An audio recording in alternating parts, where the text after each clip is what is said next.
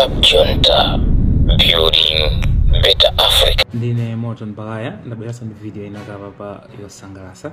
Lero litikambirana za abwana Juice wa Enjoy. Okay, panopa ku Malawi ko alimfasha mwene Juice wa Enjoy.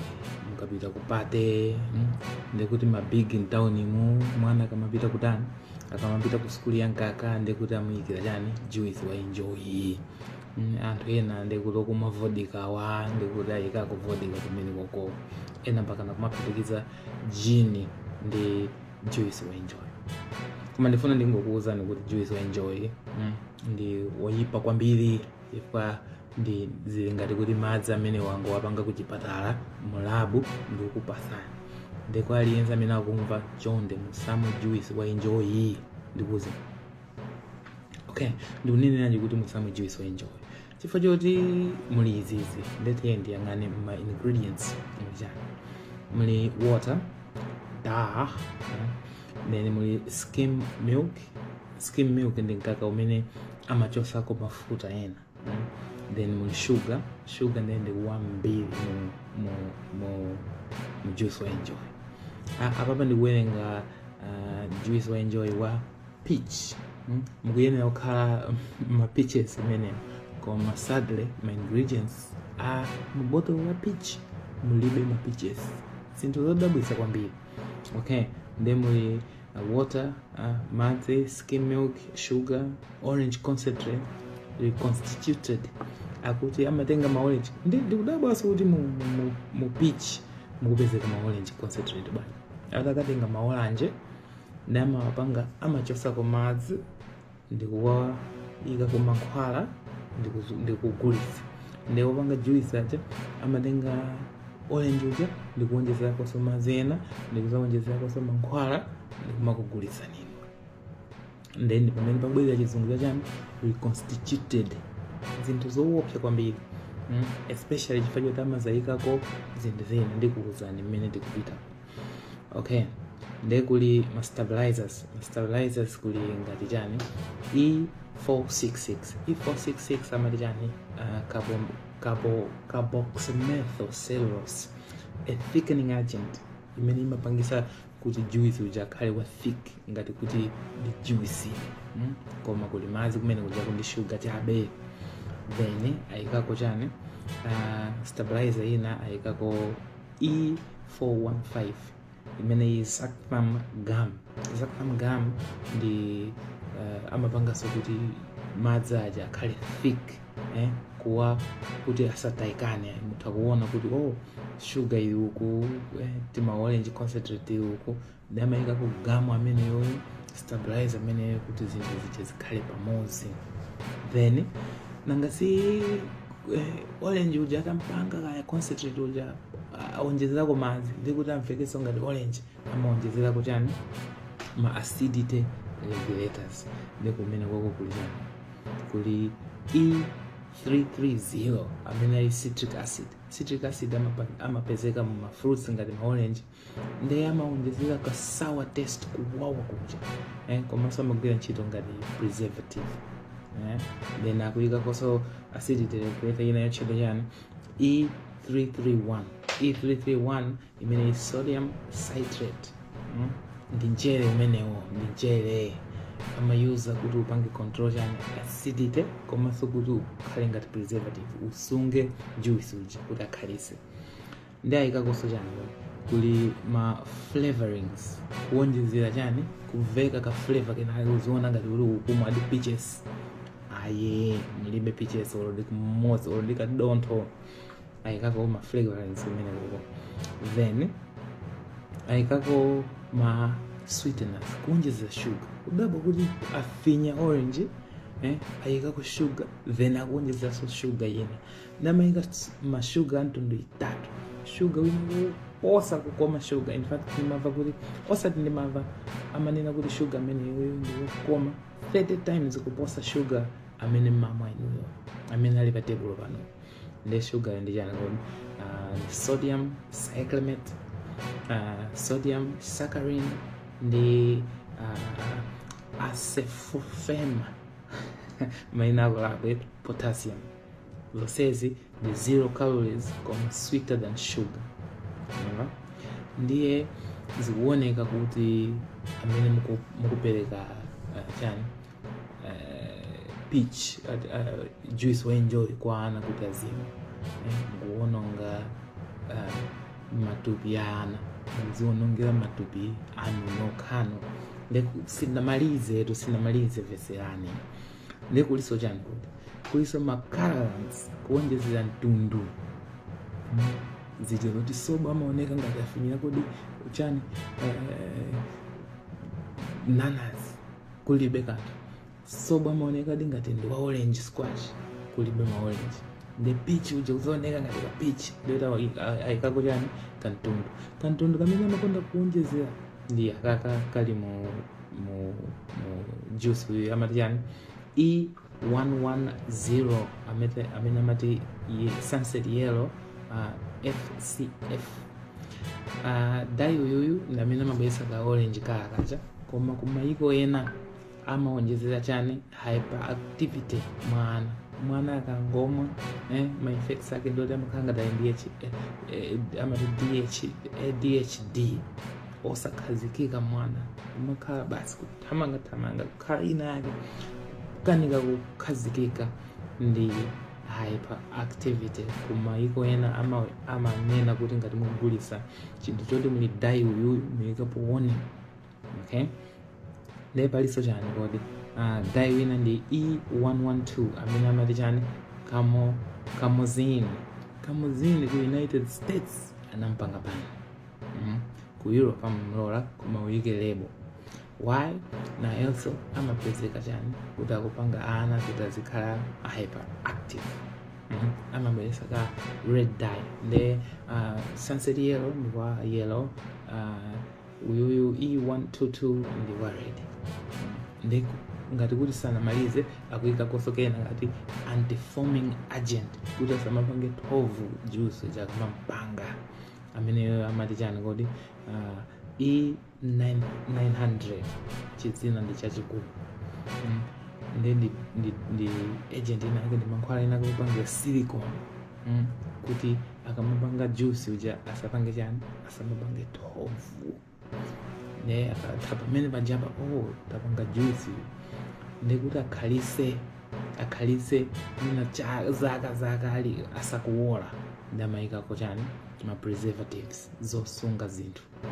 Yamakonda kuyikako chani sodium benzoate kana imene ili E211. Iyi makanikisa kuti bacteria asakule mu juicing. Bacteria isi ndi fungi ndi kuyika mozi mankhwala amene muzokupha bacteria ngati kuthira ku aspirin kukujani ku juice wanu ndi amazayika kusonana potassium sorbate imene E202. Another preservative imene imapanga prevent imene imachepesa kuti musakhale yeast imene mama ndi mold.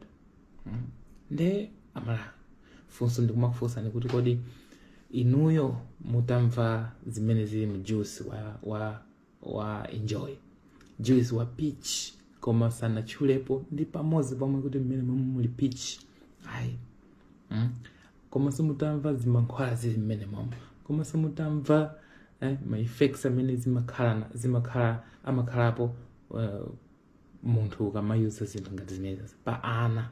Kodi mupitiriza kuwapasa ana juice wa enjoy? Kodi mupitiriza inuyo nokha kumwa juice wa enjoy?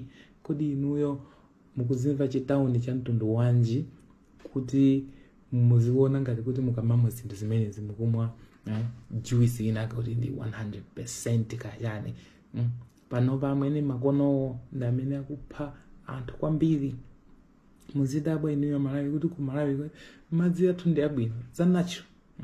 Ifeyo masamba amene timade nthawi zambiri sikumakhala zimankhwala zambiri. Koma ndi chifukwa chani kansa ku Malawiko imafanana ndi kumayiko amene kuli chani kuli pollution ya nkhani zikuyenera kukhala zokuti anthu amene akukulira ku Malawi asamakhale ndi kansa kwambiri.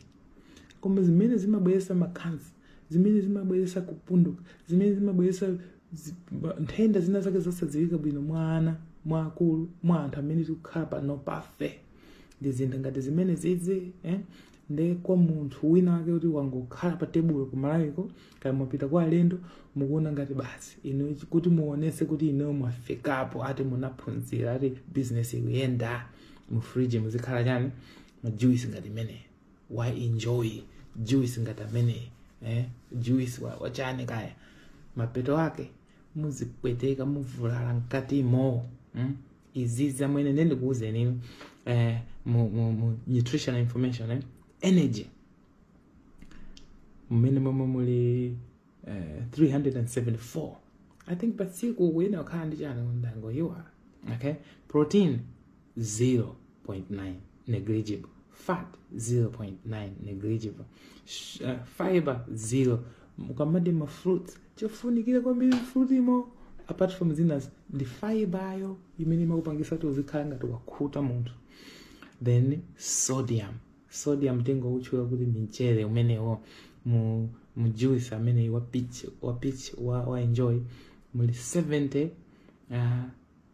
grams 70 milligrams per 250 milliliters iliyonse imene ikupangisa kuti mu 1 liter mukhale ngati kuti 280 grams mu 1 liter the sodium amwene anthu amene amadwala BP zimayambira kumene koko sodium ni chere umathandiza thupi koma ma effects yake ndoti umapangisa yani umayambisa BP amanena kuti munthu pa tsiku uzikhala ndi bwanji uzidi about 1500 ndango iwa ine munthu ndine mtonkana osedotolo koma amati mchere sodium usamadi wambiri pa tsiku ndingati mukupeza mama 1 liter ya juice wa enjoy mwangoma kaka 250 milliliters kaja muli 70 grams wa sodium ndikuti inuyo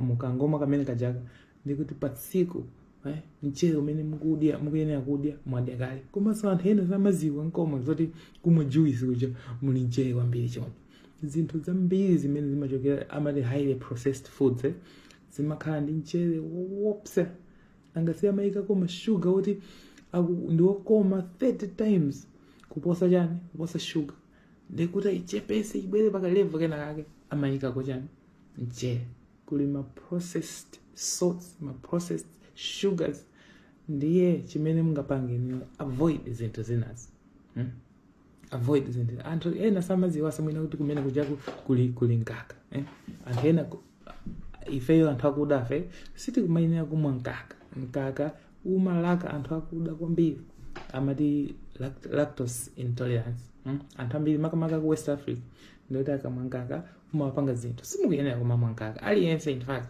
amenera kumwa nkaka ali mwana ndikusiya kumwa nkaka uli wankulu ndikoopsa kwambiri koopsa imayambisa matenda ambiri imene ndi video ya siku lina koma lero ndimangofuna ndikuuze nizoti juice wa enjoy tasiyana kumwa tasiyana kugula osamapasa ana mukuononga nazo ana ngati mukufuna panga juice wana ngati mukufuna apase ni juice wodali ndichira 100% koma sopajatu 100% ndikuvuta kwambiri kumpeza weni ambiri amakhala mango na mizi ndiye avoid juice wa enjoy ndine moto mbagaya ndimapanga ma video ili tambiri ine sintengeza zoti kale kuti ndisangalase munthu ani ndikupyeze munthu ma facts ndamene wo anthu ena amangoona bottle lija kumayiko ena samalola kugulitsa zinthu zikusana ike po warning kuti mumuli dai wakuti mwana wana atakupanga chako muonere ma advert akamalengeza mankhwala ku America kuja akamalengeza mankhwala for example akanena kuti ali ndi mamata vitamins awawa komaliza kwa advert kuja manena kuti chenjirani mankhwala watakuyambisa chan munthu uziziwa ndiko malawiko kaya amalawi bill of standards akuyenera kumatithandiza ko ifeyo chifukwa anthu ambiri ndoti school anafika naye pena pake kungoziwa zoti kuchani kuwerenga ndalama ndiye amafunika iwo aziwathandiza anthu kunena kuti izi siyilanapa koma seyifeke kumalawi kuno sitinafike pena pake ponena kuti tikusoweka chakudya cha mitundu imeneyo kuti Club Junta, building better Africa.